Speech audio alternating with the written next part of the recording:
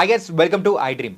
మన దగ్గర అమౌంట్ ఉంది, కాకపోతే అది ఇన్వెస్ట్ చేసామంటే అది ఓ సంవత్సరానికో 5 సంవత్సరాలకో రిటర్న్స్ అనేది వస్తాయి. కానీ నాకు ఎవ్రీ మంత్ అమౌంట్ రిటర్న్ అయితే రావాలి అని అనుకున్న వాళ్ళకి మాత్రం ఒక పర్ఫెక్ట్ ప్లాన్ నా దగ్గర ఉంది అన్నట్టు కూడా ఇక్కడ పర్సనల్ ఫైనాన్షియల్ ఎక్స్పర్ట్ విజయకర్ణ గారు కూడా ఉన్నారు. మరి ఆ ప్లాన్ ఏంటి, మరి ఎంత పెడితే ఎంత అమౌంట్ అనేది రిటర్న్ వస్తుందని ఆయన అడిగి తెలుసుకున్నాం. Hi sir. హలో అండి. సార్, నేను ఇప్పుడే చెప్పాను కదా ఇంట్రడక్షన్లో ఏంటంటే, సో నా దగ్గర కొంచెం అమౌంట్ ఉంది. ఫర్ ఎగ్జాంపుల్ ఒక 10 lakhs ఉంది. ఓకే. సో అది ఇన్వెస్ట్ చేశానంటే మ్యూచువల్ ఫండ్స్లో కానీ ఎక్కడైనా ఇన్వెస్ట్ చేశామంటే లాంగ్ టర్మ్లో వస్తుంది. కానీ మంత్లీ అమౌంట్ నాకు ఇలా రావాలి అని అంటే ఏం చేస్తే బెటర్ అంటారు? షూర్ అండి. మనము లాస్ట్ వీడియోస్లో తెలుసుకున్నట్లు మ్యూచువల్ ఫండ్స్లో ఫ్యూచర్స్ మనం తెలుసుకున్నాము. అక్కడ ఏంది అంటే ఎస్ఐపి, ఎస్టిపి, లంసమ్. అవి ఏంది, మ్యూచువల్ ఫండ్స్లోకి అమౌంట్ పంపించడం కోసం. నెక్స్ట్ ఇంకో ఆప్షన్ ఏంటంటే ఎస్డబ్ల్యూపి, సిస్టమేటిక్ విత్డ్రావల్ ప్లాన్ అంటాం. సిస్టమేటిక్ విత్డ్రావల్ ప్లాన్ అంటే ఎస్ఐపి, ఎస్టిపి, లంసమ్ అయితే ఎట్లా అమౌంట్ ఇన్వెస్ట్మెంట్ చేస్తున్నామో ఎస్డబ్ల్యూ అనేది తీసుకోవడం అనమాట. సో చాలా మంది ఏం చేస్తారు అంటే, నేను ఈరోజు ఒక 1 lakh ఇన్వెస్ట్మెంట్ చేశాను మ్యూచువల్ ఫండ్స్లో. 1 year తర్వాత 1,10,000 వచ్చేసింది. సరే మొత్తం తీసేసుకుందామని చెప్పేసి ఖర్చు చేసేస్తాం మనం. జనరల్గా అందరం అలా చేస్తాం. కానీ ఎస్డబ్ల్యూపీలో మనకి ఉండే అడ్వాంటేజ్ ఏంటి అంటే, జస్ట్ లైక్ మన శాలరీ ఎవ్రీ మంత్ 5th డేట్కి నా అకౌంట్లోకి ఒక 5,000 పడాలి నా ఇన్వెస్ట్మెంట్ నుంచి అనే ఆప్షన్ మీకు ఇస్తుంది అనమాట ఎస్డబ్ల్యూపీ. సో మీకు ఒక చిన్న క్యాలిక్యులేషన్ చెప్తాను. ఒక ఇన్వెస్టర్ 1 crore తీసుకొచ్చాడు. 1 crore ఏదో ప్రాపర్టీ అమ్మో, లేకపోతే యాన్సెస్టర్ ప్రాపర్టీ, లేకపోతే ఏదో చేసుకొని 1 CR అతను తీసుకొచ్చాడు. అతను నాకు ఇప్పుడు ఏం లేదు, నాకు ఇన్కమ్ సోర్స్ ఏం లేదు, నాకు మంత్లీ ఇన్కమ్ కావాలి, అట్ ద లాంగ్ టర్మ్ దీన్ని పెంచాలి, క్యాపిటల్ అప్రిసియేషన్ కావాలి. జస్ట్ లైక్ మీరు అడిగినట్లు ఇప్పుడు 10 lakhs ఉన్నాయి. 10 lakhs నుంచి నాకు మంత్లీ ఇన్కమ్ కావాలి, కానీ లాంగ్ టర్మ్లో ఆ 10 lakhs కూడా పెరగాలి. ఎందుకంటే 10 lakhs మంత్లీ ఇన్కమ్కి మనం తీసుకుంటుంటే ఆ 10 lakhs తగ్గిపోతుంటాయి కదా. సో అట్లా కాకుండా 2 కావాలి అని అడిగారు. సో ఎస్డబ్ల్యూపీలో మనం ఏం చేయాలి అంటే, ఉన్న 1 CR కానీ 10 lakhs కానీ మనం స్ప్లిట్ చేయాలి. 60-40 రేషియోలో కానీ 70-30 రేషియోస్లో కానీ స్ప్లిట్ చేయాలి. స్ప్లిట్ చేసి ఫస్ట్ ఉన్న 30%ని డెట్ ఫండ్లో ఆర్ హైబ్రిడ్ ఫండ్లో పెట్టాలి. ఓకే. 60%ని హైలీ అగ్రెసివ్ ఈక్విటీ ఫండ్స్లో పెట్టాలి.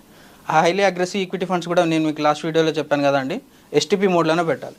At a time 60 lakhs, at a time 6 lakhs తీసుకెళ్ళేసి ఈక్విటీ ఫండ్స్లో పెట్టొద్దు. ఓకే. సో ఇదంతా ఒక ఎక్సర్సైజ్ అనమాట. ఈ ఎక్సర్సైజ్ చేసిన తర్వాత మనకు వచ్చే అవుట్పుట్ ఏంటి అంటే, ఎస్డబ్ల్యూపీలో 1 CRకి ఎవ్రీ మంత్ 70,000 మీకు ఇన్కమ్ వచ్చేస్తుంటుంది. సో ఈరోజు అందరికీ తెలుసు 1 CR అనేది రియల్ ఎస్టేట్లో కానీ వేరే బిజినెస్లలో చాలా ఈజీగా సంపాదిస్తున్నారు చాలామంది. కానీ దాని నుంచి మంత్లీ ఇన్కమ్ తీసుకోవడం చాలా ఇబ్బంది అవుతుంది. 1 CR వచ్చింది అనుకోండి, ఎవరైనా ఒక కార్ కొంటారు, ఒక చిన్న ఫ్లాట్ అయినా ఒక చిన్న ఇల్లు కొంటారు, తర్వాత మళ్ళీ మంత్లీ ఇన్కమ్కి ఇబ్బంది పడుతుంటారు. సో మనం ఏం చెప్తున్నాము అంటే, 1 CR మీరు ఏదైనా ఇట్లా నేను చెప్పిన ప్లాన్లో కానీ దీంట్లో కానీ ఒక చిన్న ఎక్సర్సైజ్ చేసి మ్యూచువల్ ఫండ్స్లో ఇన్వెస్ట్ చేశారనుకోండి, ఎవ్రీ మంత్ మీకు 70,000 ఇన్కమ్ వస్తుంటుంది. And over the period of time next 15 years తర్వాత ఈ 1 CR వస్తే 3.8 crore అవుతుంది మళ్ళీ after 10 years. After 15 years 1 CR నుంచి మీరు 70,000 తీసుకుంటున్నారు, మళ్ళీ over the period of time మీకు 3.8 CR వస్తుంది. సో మీరు క్యాలిక్యులేట్ చేసుకోండి, 4 times of your capital. Okay. So మీకు ఇంకో ఎగ్జాంపుల్ చెప్తాను, రియల్ లైఫ్ ఎగ్జాంపుల్ చెప్తాను. ఒక క్లయింట్ ఉన్నారు, వాళ్ళకి ఒక 1 CR ఇట్లా అమౌంట్ ఉంది. వాళ్ళు ఏం చేశారు, నేను మ్యూచువల్ ఫండ్లో నాకు ఇంట్రెస్ట్ లేదు, నేను పెట్టాను, రెంటల్ ప్రాపర్టీలో పెడతాను, మీరు చెప్పే 70,000 నాకు అక్కడ వస్తుంటుంది కదా, సేమ్ అక్కడ నుంచే నాకు ఇన్కమ్ వస్తుంటుంది అని చెప్పేసి ఎన్ఆర్ఐ అనమాట అతను ఇన్వెస్ట్ చేశాడు, ఇన్కమ్ వస్తుంది అని చెప్పేసి అకౌంట్కి లింక్ పెట్టుకున్నాడు, వాళ్ళ పేరెంట్స్కి అమౌంట్ వస్తుంది, అంతా ఎవ్రీథింగ్ ఈజ్ గోయింగ్ వెల్. అతను యూఎస్ నుంచి మానిటర్ చేసుకుంటున్నాడు, ఎవ్రీ మంత్ రెంట్ వస్తుంది, అంతా ఓకే, అంతా ఎవ్రీథింగ్ ఈజ్ గోయింగ్ వెల్. సడన్గా వాళ్ళకి మెయింటెనెన్స్ ఇష్యూస్ స్టార్ట్ అయ్యాయి. ఓకే. ఎవరు చూడాలి మెయింటెనెన్స్? ఇప్పుడు ఓనరే చూడాలి. ఓనర్ ఎక్కడ ఉన్నాడు? యూఎస్లో ఉన్నాడు. వాళ్ళ పేరెంట్స్ ఏం చేస్తారు? ఏం చేయలేరు. టెనెంట్స్ ఊకుంటారా? ఉండరు. వాళ్ళు ఏం చేస్తారు? రెంట్ తగ్గిస్తారు. 70,000 ఇచ్చే రెంట్ దగ్గర 60,000 ఇస్తారు. అది ఎఫెక్టే కదా, అతను చేసిన ఇన్వెస్ట్మెంట్కి ఎఫెక్టే కదా. నెక్స్ట్ ఇప్పుడు ఇంకా ఇష్యూస్ చెప్తాను మీకు. అంటే నాకు మీరు ఇట్లా సిస్టమాటిక్ విత్డ్రావల్ ప్లాన్ అనేది చెప్పారు, బాగానే ఉంది. కాకపోతే ఏంటంటే ఒక 10 lakhs పెడితే మనకు అంత 7,000 వస్తుందని అన్నారు. ఎగ్జాక్ట్లీ. అది కాదు సార్, నార్మల్గా అయితే రూపాయి వడ్డీ ఇచ్చుకున్నా కానీ ఎక్కువే వస్తుంది. ఎగ్జాక్ట్లీ. అలాంటప్పుడు ఇందులో ఎందుకు ఇన్వెస్ట్ చేయాలనుకుంటాం? ఎగ్జాక్ట్లీ. ఇప్పుడు మీరు చెప్పిన లెక్క ప్రకారం ఒక ₹2 మనం వడ్డీ వేసుకున్నా కూడా 10 lakhsకి ఎంత 20,000 వస్తుంది. ఇస్తారు, 6 months ఇస్తారు, బాగుంటుంది, అంత బాగుంటుంది. ఫ్రెండ్స్ అనుకుందాం, ఫర్ సపోజ్ 2 friends ఉన్నారు. ఓకే. 2 friends మధ్యలో ట్రాన్సాక్షన్ అయింది, 10 lakhs తీసుకున్నారు, 6 months ఇచ్చారు. 7th month నుంచి ₹2 20,000 నాకు అవ్వట్లేదు, 15,000 ఇస్తాను, 20,000 ఇవ్వను, 15,000 ఇస్తా అంటాడు. ఓకే. తర్వాత గ్రాడ్యువల్గా తగ్గుతుంది, ఇంకా తగ్గుతుంది, 10,000కి పడుతుంది, ఇంకా తగ్గుతుంది, 5,000కి పడుతుంది. తర్వాత మీకు స్టార్ట్ అవుతుంది, భయం స్టార్ట్ అవుతుంది. ఇస్తాడా ఇయ్యడా, నా 10 lakhs ఇస్తాడా ఇయ్యడా.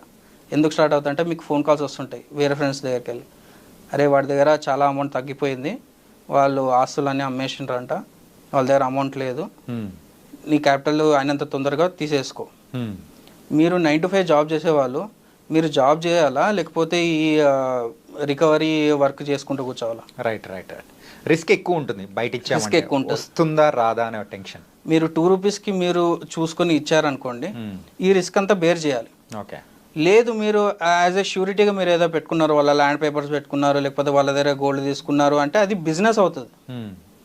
మీరు బిజినెస్ చేయడానికి లేరు ఇక్కడ, మీరు ఇన్వెస్ట్మెంట్ చేయడానికి ఉన్నారు. మీ ఇన్వెస్ట్మెంట్ ఎలా ఉండాలి, మీకు టెన్షన్ ఫ్రీ ఉండాలి. First thing, right. రిటర్న్స్ ఒకటే కాదు, మనం ఎప్పుడైనా ఇన్వెస్ట్మెంట్స్ రిటర్న్స్ ఒకటే చూడొద్దు, టెన్షన్ తక్కువ ఉండాలి. మనము డే టు డే లైఫ్లో మనం చేసే వర్క్ ఎఫెక్టివ్గా చేస్తే మనకి ఇంకా ఎక్కువ మనం ఇన్కమ్ జనరేట్ చేసుకుంటే ఇంకా ఎక్కువ ఇన్వెస్ట్మెంట్ చేయొచ్చు. మనకున్న 10,000 మనకున్న 10 lakhsనే ఇంకా ఎక్కువ రిస్క్ తీసుకొని దాన్నే చేయాలనుకుంటే మన మెయిన్ ఫోకస్, మన మెయిన్ వర్క్ అనేది దెబ్బతింటుంది. సో మనకి టెన్షన్ తక్కువ ఉండాలి, రిటర్న్స్ తక్కువ వచ్చినా సరే over the period of time మనం కాంపౌండింగ్ యూజ్ చేసుకొని అవన్నీ యూజ్ చేసుకొని మనం క్యాపిటల్ పెంచుకోవచ్చు. ఓకే. కానీ మెయిన్ క్యాపిటల్ రిస్క్లు పెట్టొద్దు ఎప్పుడు మనం. ఓకే. బిజినెస్ చేయాలి అనుకుంటే 2%కి బిజినెస్ చేసుకోండి, ఒక 100 మెంబర్స్కి ఇస్తే 20-30% మీకు లాస్ చేసినా మిగతా వచ్చిన వాళ్ళతో కాంపెన్సేట్ అవుతుంది, లాంగ్ టర్మ్లో మీకు నడుస్తుంది. కానీ మీరు బిజినెస్ చేయడానికి లేరు, మీరు ఇన్వెస్ట్మెంట్ చేయడానికి ఉన్నారు. సో నా అడ్వైజ్ అయితే ఇంట్రెస్ట్లకి తీసుకోవడం ఇవ్వడం కానీ అవాయిడ్ చేయడం చాలా బెటర్. కానీ మీరు చెప్పిన దాంట్లో సో ఆ రిస్క్ అంటే నేను ఇందాక అడిగాను చూడండి సార్, ఏంటంటే ఎవరికైనా వడ్డీకి ఇచ్చినా కానీ మనకి ఎక్కువ వస్తుంది, కాకపోతే అక్కడ అమౌంట్ అనేది 10 years తర్వాత డబల్ అనేది అవ్వదు. ఎగ్జాక్ట్లీ. వస్తుందా రాదా అనేది కూడా డౌట్ అనేది. ఎగ్జాక్ట్లీ. కానీ ఇక్కడ ఇలా ఇన్వెస్ట్మెంట్లో అయితే డబల్ అవుతుంది. ఎగ్జాక్ట్లీ. దాంతోపాటు అమౌంట్ అనేది సేఫ్గా ఉంటుంది. ఎగ్జాక్ట్లీ. డబుల్ అయ్యేది నేను ఇంకా టెక్నికల్గా చెప్పాలంటే అది ఇన్ఫ్లేషన్ని కూడా బీట్ చేస్తుంటుంది. ఓకే. ఓకే. ఇప్పుడు 10 lakhs నేను ఒక 10 years కింద ఒక ఫ్రెండ్ దగ్గర తీసుకున్నాను, నేను 10 lakhs ఈరోజు ఇచ్చేసాను. కానీ 10 years కింద ఉన్న 10 lakhs వాల్యూ ఈరోజు 10 lakhs వాల్యూ సేమ్ కాదు, సేమ్ అవ్వదు. ఎందుకంటే ఇన్ఫ్లేషన్ 7% ఇన్ఫ్లేషన్ వస్తుంది కదండి మనకి. సో లాస్ట్ 10 years కింద 10 lakhsతోని చాలా మంచి కార్ వస్తుండే, ఈరోజు మనకు తెలుసు 10 lakhsతో ఏ కార్ వస్తుంది అనేది. ప్రాపర్టీస్ కూడా లాస్ట్ 10 years కింద మనకు మంచి ప్లాట్ వస్తుంది 10 lakhsతో. ఇప్పుడు మనకి 10 lakhsలో ఎటువంటి ప్లాట్ రాదు మనకి, రైట్. ఎక్కడనో అడవులలో ఉంటుంది ప్లాట్. సో ఇదా అండి, ఈ ఇన్వెస్ట్మెంట్స్ మనం చేస్తున్నామంటే ఇన్ఫ్లేషన్ అనేది కూడా కన్సిడర్ చేయాలి ఫస్ట్ థింగ్.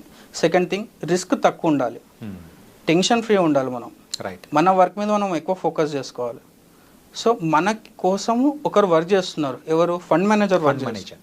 అతని ఎక్స్పెన్స్ రేషియో ఉంటుంది, అతనికి ఛార్జ్ ఉంటుంది, అదంతా ఓకే, కానీ మన కోసం వర్క్ చేస్తున్నారు.